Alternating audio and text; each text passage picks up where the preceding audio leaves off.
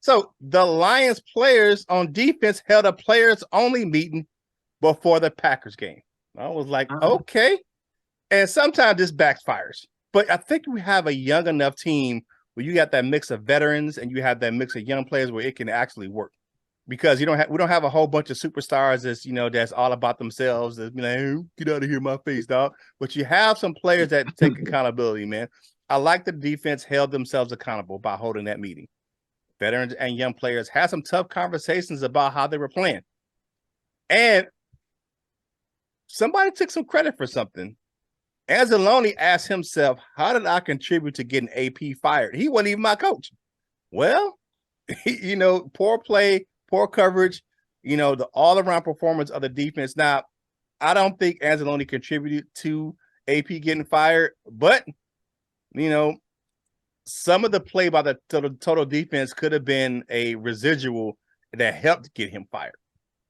I will say that, because I don't think that him getting fired was totally about the secondary, because the secondary was playing bad, but I don't think it. I think that was a kind of a warning shot too.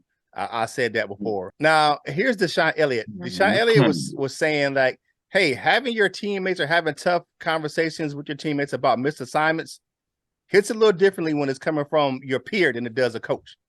That hit a little different. Sometimes that strike a little fire under you, and that's one thing I liked about. Hey, they can be teammates and have camaraderie, and people who are close to you, your friends, a true friend to tell you about yourself.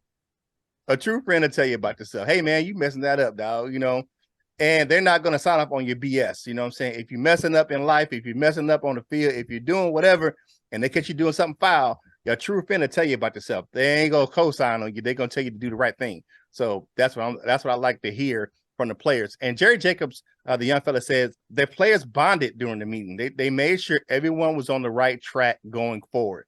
Now, hopefully this is not a one and done type thing and it lasts the rest of the season, because they're going to need it. They're going to have some tough games coming up where they're going to have to depend on their defense.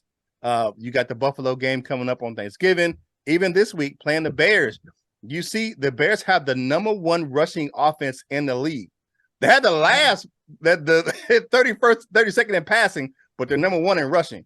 And a lot of it has to do with that, with their #1 back there, that scrambling quarterback, Justin Fields. He's the #1. He's their top rusher on their team. I got him in fantasy. Yeah, so it's going to be a test coming up. There's going to be some tough games coming up. And that young defense is going to have to replicate what they did on Sunday versus the Packers. All right, guys, what you guys think about the players only meeting? If you would have told me that before, that's what was going on.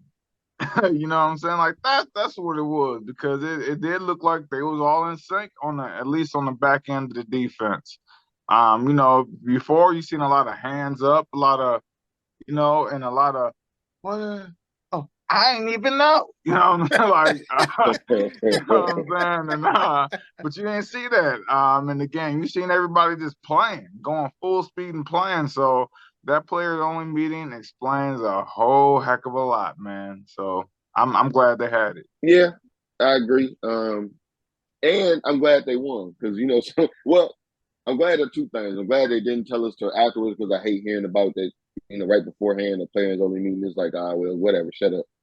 And then I'm glad we heard about it after the fact. And I'm glad they won, because a lot of times you hear that and they go out there and look crazy, and you're like, what was the players only meeting for? And then there'll be a whole lot more negative talk. But like I said, just positives from it. Glad they actually won the game, and glad they held on to it until after the fact. Go Lions. I think it has to do with, like, there's no superstar and, like, no big egos. You know what I'm saying? You don't see that. So you got people that's coachable.